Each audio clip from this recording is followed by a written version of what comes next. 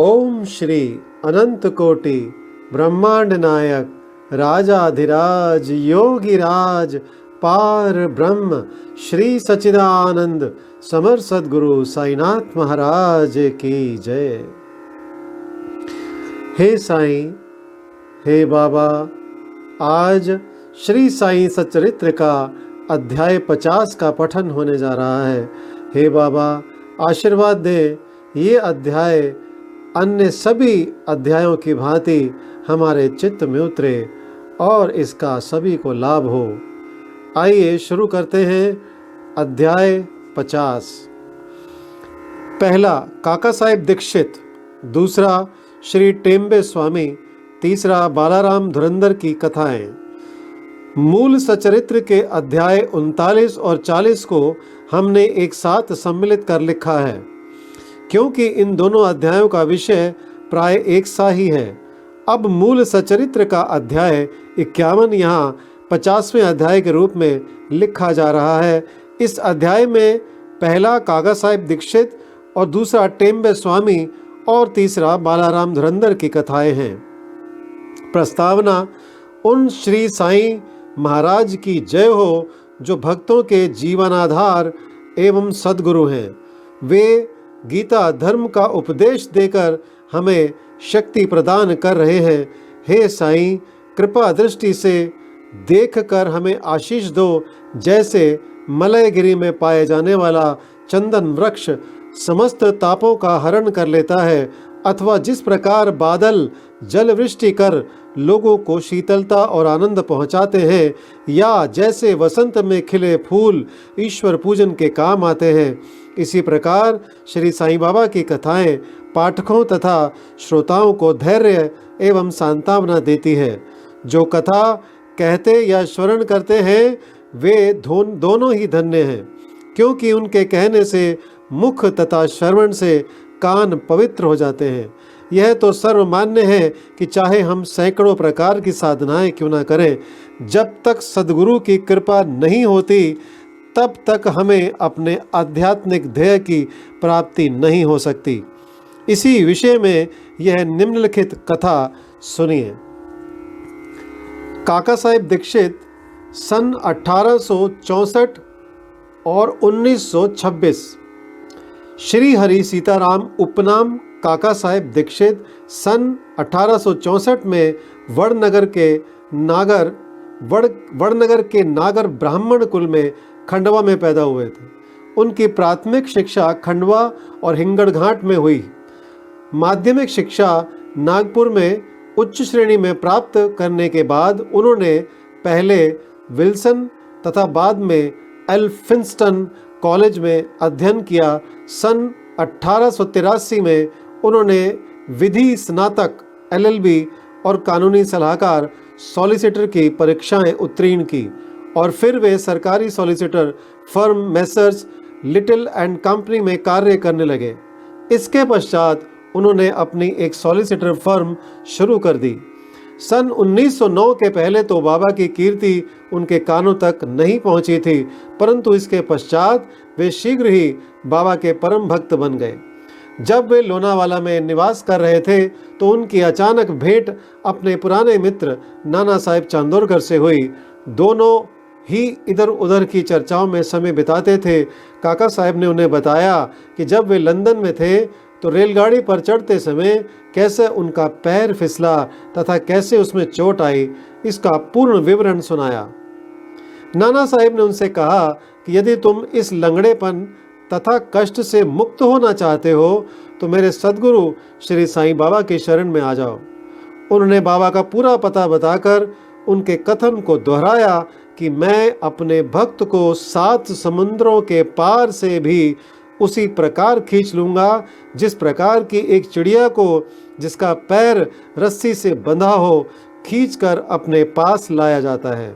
उन्होंने यह भी स्पष्ट कर दिया कि यदि तुम बाबा के निजी जन ना हो तो तुम्हें उनके प्रति आकर्षण भी ना होगा और ना ही उनके दर्शन प्राप्त होंगे। काका साहेब को ये बातें सुनकर बड़ी प्रसन्नता हुई और उन्होंने कहा वे शिरडी जाकर बाबा से प्रार्थना करेंगे कि शारीरिक लंगड़ेपन के बदले उनके चंचल मन को अपंग बनाकर परमानंद की प्राप्ति करा दे। कुछ दिनों के पश्चात ही बंबई विधानसभा लेजिस्लेटिव असेंबली के चुनाव में मत प्राप्त करने के संबंध में काका साहेब दीक्षित अहमदनगर गए और सरदार काका साहेब मिरिकर के यहाँ इस प्रसंग तथा अन्य प्रसंगों श्री बाला साहेब मिरिकर, जो कि कॉपरगांव के मामलतदार थे तथा काका साहेब मिरिकर के सुपुत्र थे, वे भी इसी समय अश्व प्रदर्शनी देखने के हेतु अहमदनगर पधारे थे। चुनाव का कार्य समाप्त होने के पश्चात काका साहेब दीक्षित शिरडी जाना चाहते थे। यहाँ पिता और पुत्र दोनों ही घर में विचार कर रहे थे कि काका साहेब के साथ भेजने के लिए कौन सा व्यक्ति उपयुक्त होगा, और दूसरी ओर बाबा अलग ही ढंग से उन्हें अपने पास बुलाने का प्रबंध कर रहे थे। श्यामा के पास एक तार आया कि उनकी सास की हालत अधिक शोचनीय है और उन्हें देखने वे शीघ्र ही अहमदनगर को आए। बाबा से अनुमति प्राप्त कर श्यामा ने वहां जाकर अपनी सास को देखा, जिनकी स्थिति में अब पर्याप्त सुधार हो चुका था। प्रदर्शनी को जाते समय नाना साहेब पानसे तथा अप्पा साहेब गर्दे की दृष्टि अचानक श्यामा पर पड़ी। उन्होंने श्यामा से मिरिकर के घर जाकर काका साहेब दीक्षित से भेंट करने तथा उन्हें अपने साथ शिरडी ले जाने को कहा। उन्होंने श्यामा के आगमन की सूचना काका साहेब दीक्षित और मिरिकर को भी दे दी। संध्या समय श्यामा मिरिकर के घर आए। मिरिकर ने श्यामा का काका साहेब दीक्षित से परिचय करा दिया और फिर ऐसा निश्चित हुआ कि काका साहेब दीक्षित उनके साथ रात 10 बजे वाली गाड़ी से कॉपरगांव को रवाना हो जाएं। इस निश्चय के बाद ही एक विचित्र घटना घटी।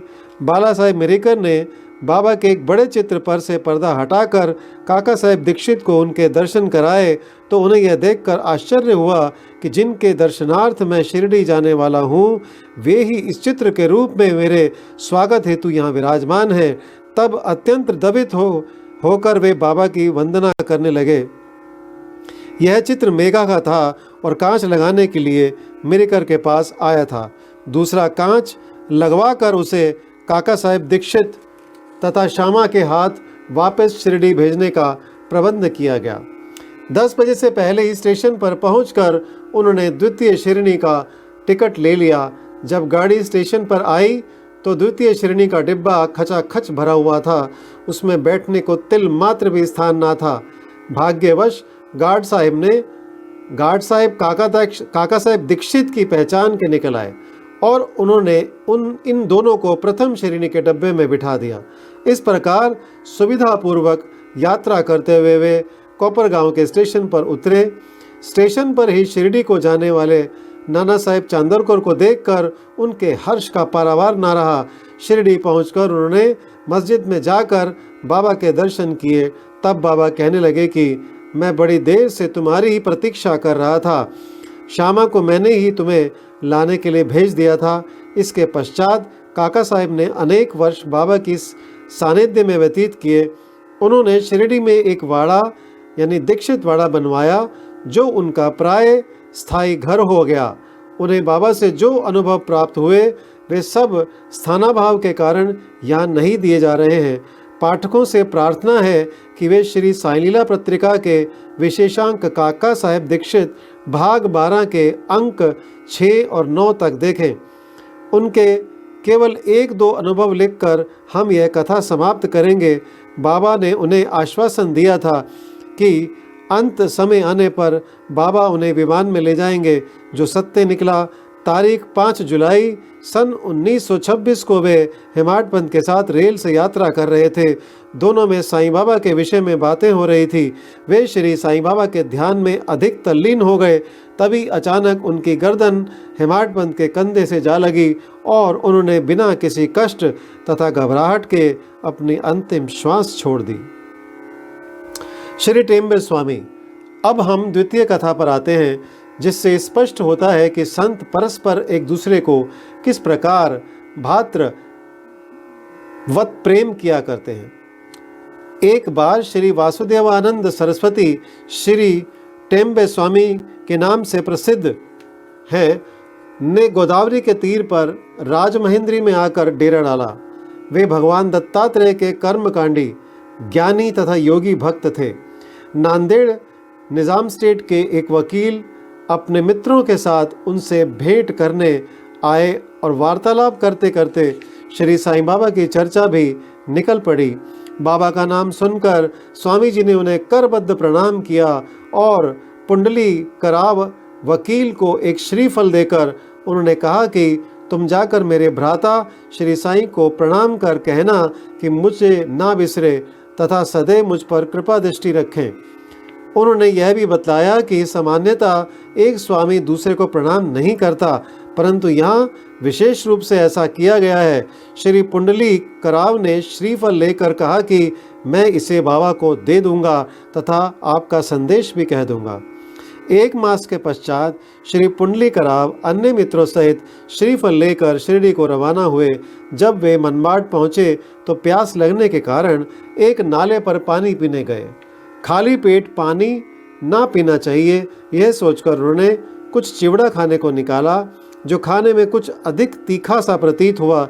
उसका तीखापन कम करने के लिए किसी ने नारियल फोड़कर उसमें खोपरा मिला दिया और इसी तरह उन लोगों ने चिवड़ा स्वादिष्ट बनाकर खाया।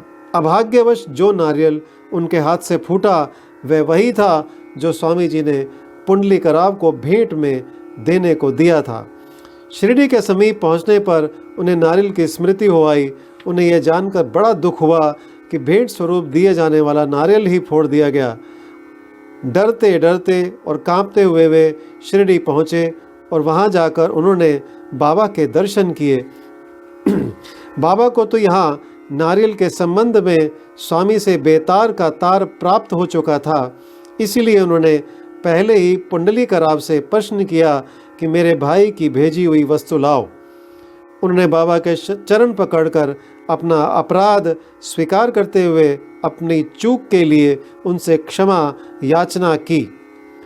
वे उसके बदले में दूसरा नारियल देने को तैयार थे, परंतु बाबा ने यह कहते हुए उसे अस्वीकार कर दिया कि उस नारियल का मूल्य इस नारियल से कई गुना अधिक था और उसकी पूर्ति इस साधारण नारियल से नहीं हो सकती।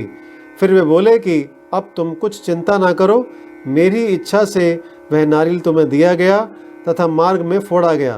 तुम स्वयं में कर्तापन की भावना क्यों लाते हो? कोई भी श्रेष्ठ या कनिष्ठ कर्म करते समय अपने को कर्ता ना जानकर अभिमान तथा अहंकार से परे होकर ही कार्य करो, तभी तुम्हारी शीघ्रता से प्रगति होगी। कितना सुंदर था उनका यह आध्यात्मिक उपदेश। श्री बालाराम धुरंधर सन 1878 से 1995 सांता क्रूज बम्बई के श्री बालाराम धुरंधर प्रभु जाति के एक सज्जन थे। वे बम्बई के उच्च न्यायालय में एडवोकेट थे तथा किसी समय शासकीय विधि विद्यालय गवर्नमेंट लॉ स्कूल बम्बई के प्राचार्य भी थे। उनका संपूर्ण कुटुंब सात्विक तथा धार्मिक था। श्री बालाराम ने अपनी जाति की योग्य सेवा की और इस संबंध में एक पुस्तक भी प्रकाशित कराई। इसके पश्चात उनका ध्यान आध्यात्मिक और धार्मिक विषयों पर गया। उन्होंने ध्यानपूर्वक गीता, उसकी टीका, ज्ञानेश्वरी तथा अन्य दार्शनिक ग्रंथों का अध्ययन किया। वे पंढरपुर के भगवान विठोबा के परम भक्त थे। सन 1912 में उन्हें श्री साईं बाबा के दर्शनों का लाभ हुआ। 6 मास पूर्व उनके भाई बाबुल जी और वामन राव ने शिरडी आकर बाबा के दर्शन किए थे और उन्होंने घर लौटकर अपने मधुर अनुभव भी श्री बालाराम व परिवार के अन्य लोगों को सुनाए। तब सब लोगों ने शिरडी जाकर बाबा के दर्शन करने का निश्चय किया। यहाँ शिरडी में उनके पहुँचने के पूर्व ही बाबा ने स्पष्ट शब्दों में कह दिया कि आज मेरे बहुत से दरबारी गण आ रहे हैं। अन्य लोगों द्वारा बाबा के उपरोक्त वचन सुनकर धुरंधर परिवार को महान आश्चर्य हुआ। उन्होंने अपनी यात्रा के संबंध में किसी को भी इसकी पहले से सूचना ना दी थी। सभी ने आकर उन्हें प्रणाम किया और बैठकर वार्तालाप करने लगे। बाबा ने अन्य लोगों को बतलाया कि यह मेरे दरबारी गण हैं जिनके संबंध में मैंने तुमसे पहले कहा था। फिर धुरंधर भ्राताओं से बोले कि मेरा और तुम्हारा परिचय 60 जन्म पुराना है। सभी नम्र और सभ्य थे, इसलिए वे सब हाथ जोड़े हुए बैठे बैठे बाबा की ओर निहारते रहे। उनमें सब प्रकार के सात्विक भाव जैसे अश्रुपात, रोमांच तथा कंठावरोध आदि जागृत होने लगे और सबको बड़ी प्रसन्नता हुई। इसके पश्चात वे सब अपने निवास स्थान को गए और भोजन तथा थोड़ा विश्राम लेकर पुनः मस्जिद में आकर बाबा के पांव दबाने लगे। इस समय बाबा चिलम पी रहे थे। उन्होंने बालाराम को भी चिलम देकर एक फूंक लगाने का आग्रह किया। यद्यपि अभी तक उन्होंने कभी धूम्रपान नहीं किया था, फिर भी चिलम हाथ में लेकर बड़ी कठिनाई से उन्होंने एक फूंक लगाई और आदरपूर्वक बाबा को लौटा दी। बालाराम के लिए तो यह घड़ी अनमोल थी। वे 6 वर्षों से श्वास रोग से पीड़ित थे, पर चिलम पीते ही वे रोग मुक्त हो गए। उन्हें फिर कभी यह कष्ट ना हुआ। 6 वर्षों के पश्चात उन्हें एक दिन पुनः श्वास रोग का दौरा आया। यह वही महापुण्यशाली दिन था जबकि बाबा ने महासमाधि ली। वे गुरुवार के दिन शिरडी आए थे। भाग्यवश उसी रात्रि को उन्हें चावड़ी उत्सव देखने का अवसर मिल गया। आरती के समय बालाराम को चावड़ी में बाबा का मुखमंडल भगवान पांडुरंग सरीखा दिखाई पड़ा। दूसरे दिन कांकड़ आरती के समय उन्हें बाबा के मुखमंडल की प्रभा पुनः अपने परम इष्ट भगवान पांडुरंग के सदृश ही दिखाई दी। श्री बालाराम धुरंधर ने मराठी में महाराष्ट्र के महान संत तुकाराम का जीवन चरित्र लिखा है, परंतु खेद है कि पुस्तक प्रकाशित होने तक वे जीवित न रह सके। उनके बंधुओं ने इस पुस्तक को सन 1926 में प्रकाशित कराया। इस पुस्तक के प्रारंभ में पृष्ठ 6 पर उनकी जीवनी से संबंधित एक